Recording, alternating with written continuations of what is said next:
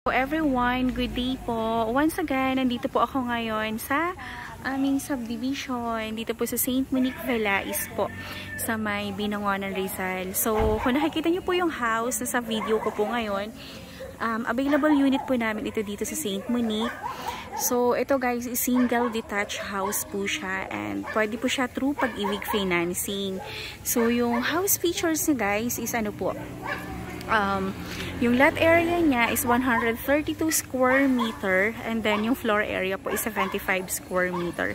So, itong pinapakita ko po sa inyo, unit po ito ng client ko na for turnover na. Pero, yung available unit po namin is RFO na din siya. And, since through Pag-ibig po ito, kapag once po na inabill po natin ito, pwede natin siyang i-loan sa Pag-ibig. At the same time, yung unit po is RFO na. So, halimbawa po, ito kasi mga foreclosure ng Pag-ibig. So, halimbawa yung house natin is ganyan.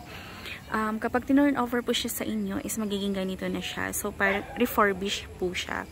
So, good as brand new po kapag once tinurn over po siya sa inyo and maayos na siya. Kumbaga, good as brand new po pag tinurn over. So, papasok po tayo sa house na yan para ipakita ko po sa inyo yung loob niya. So, bali itong house namin is Monique Real.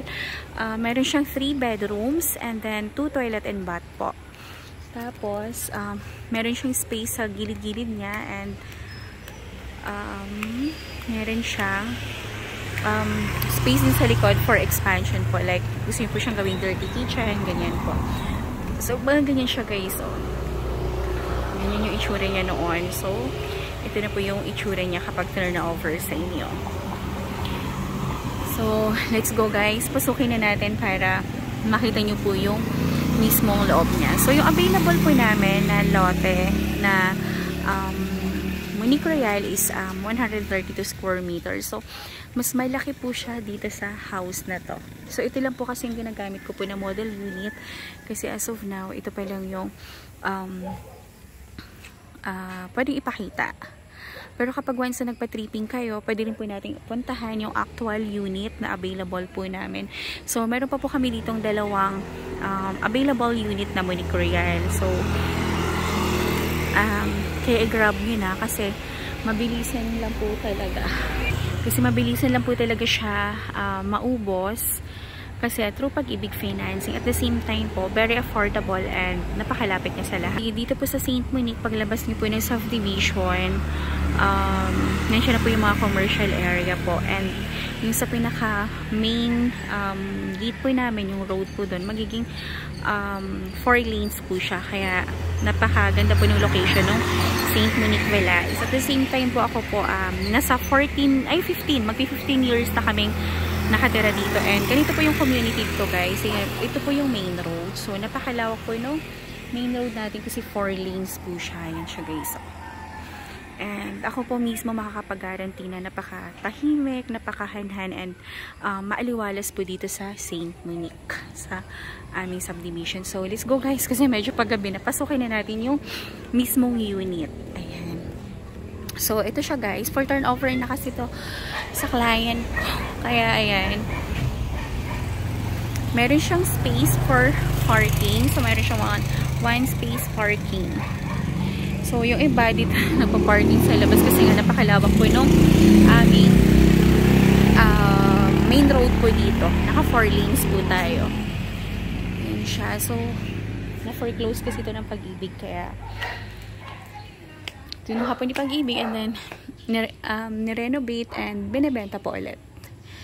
So, pasukin na natin guys para nakita nyo siya. So, ito pagpasok po natin.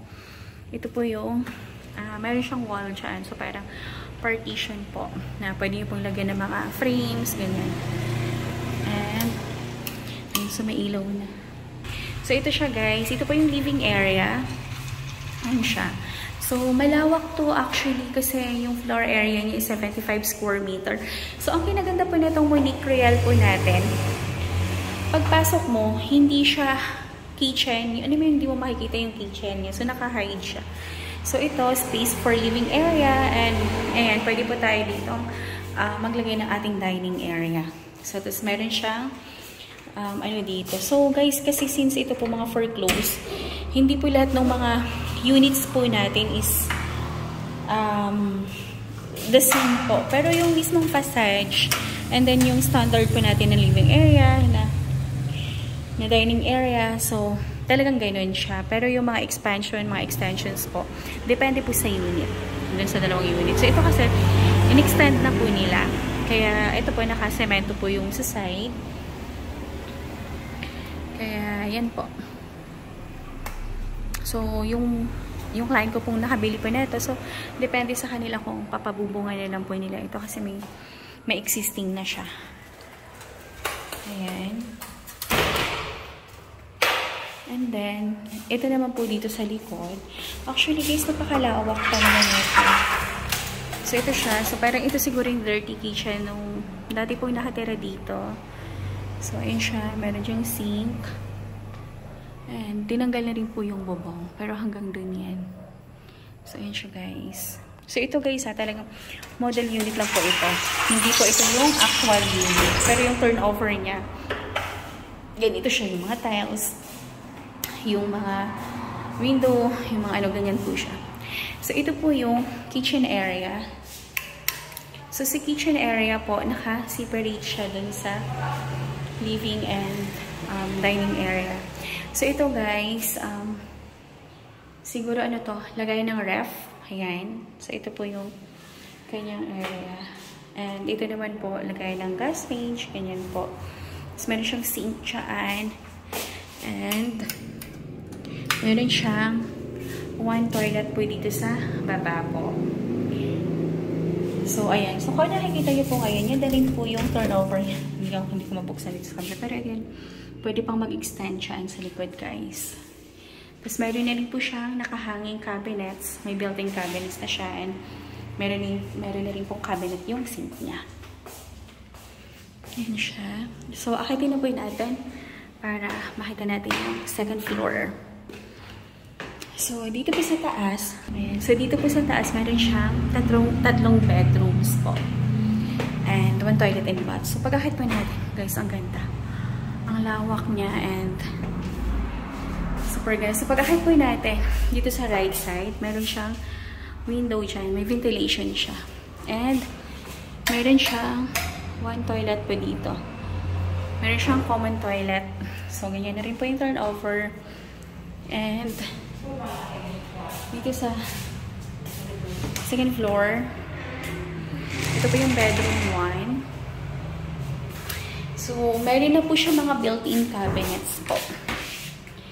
So, yun siya. Meron na siyang built-in cabinets, kaya hindi na kayo magpapagawa. So, ito po yung bedroom number 2, si master's bedroom. Ito po siya. So, meron na rin po siya built-in cabinets. Ayan po, guys. Ayan siya. So, ayan, meron na rin po siya partition ng aircon. Ang lawak niya, guys, actually, nung bedrooms. And ito po yung bedroom number 3 naman. So, ito siya, guys. Ang lawak. Ayan siya. And lahat ng bedrooms natin, meron siya mga built-in cabinets. And ito guys, tingnan nyo po. So may space pa siya dyan sa likod. Pwede nyo pang i-extend tong room na to. Pero yung room niya guys, malaki na, ano na rin siya, malawak na. Saktong-sakto lang din. So kahit hindi na rin siya extend. And ito siya. Ito po yung kanyang alley dito sa second floor. And dito po, meron na rin po itong built-in cabinets, guys. Ayan, sa labas ng mga towels. Ayan. Kung ano po yung ilalagay nyo. Sa labas lang po ito ng CR. Yung built-in cabinet na to. Ayan siya, guys. Kaya, kung meron kayong questions or inquiry tungkol po dito sa housing lot na to, dito po sa St. Monique Velais, text or call nyo lang po ako para mabigay ko po sa inyo yung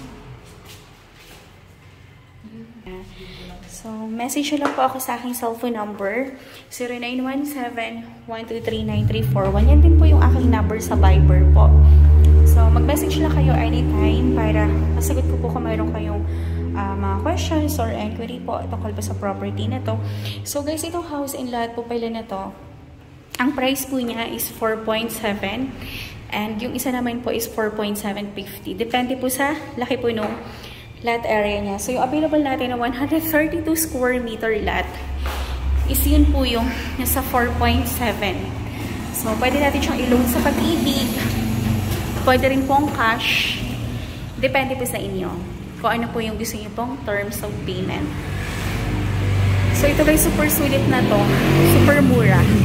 Kasi yung mga ganitong house and lot po sa mga antipolo namin na project, ang ano, nasa 10 million na po yung ganitong klaseng house and lot. So ito sobrang murang-mura. Sobrang affordable niya.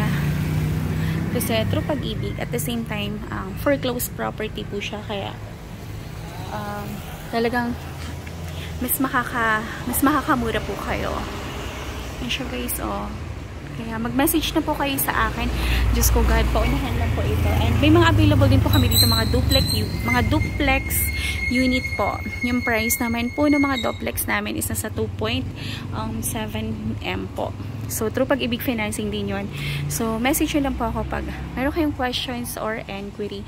So, guys, sobrang sulit, sobrang mura na ng property na to. Grabe, at the same time, nakatira ka pa sa isang exclusive subdivision.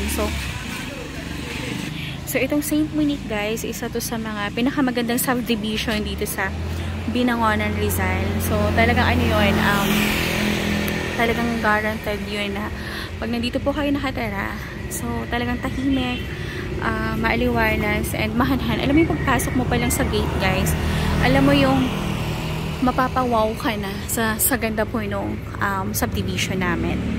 Kaya, ayan, kung meron po kayong questions, ayan, message lang po kayo sa akin and pa-schedule na po kayo ng site viewing, guys, kasi unahan lang po. Kasi yung single detached house po namin is 2 units na lang po yung available po. And meron kami mga duplex, so 3 units na lang po ng duplex ang available. Kaya, pa-schedule na po kayo agad, guys, para mauna po kayo dito. Kasi pag once in-upload ko na naman po, lalong-lalo na po at through Pag-ibig po itong house na to, mag-uunahan na naman. So, alam naman po natin na kapag through Pag-ibig, very flexible yung terms. At the same time po, mababa lang siya. So, mag-message na po kayo sa akin para ma-schedule ko kayo ng site viewing, guys. Pa-schedule ka agad kayo ng site viewing. Yan, so, thank you so much everyone. God bless po and have a nice day. Please like, share po ng aking YouTube channel para every time po na nag-upload ako ng mga bagong videos, bagong project, is mano-notify po kayo. So, isa lang po ang magagaranti ko sa inyo dito sa St. Monique, tahimik, maaliwalas po, and talagang napaka-refreshing pag dito ka nakatira kasi tingnan mo, may mga ganyan-ganyan pa siyang view dito, guys. And malapit din po ito sa lahat kasi paglabas mo po ng St. Monique Gate, commercial area na po tayo. Kaya wala po tayong dapat worry po. Ayan, so malapit na rin po ito sa lahat. So bye-bye guys and thank you so much. Have a nice day po and God bless. Bye-bye. Thank you.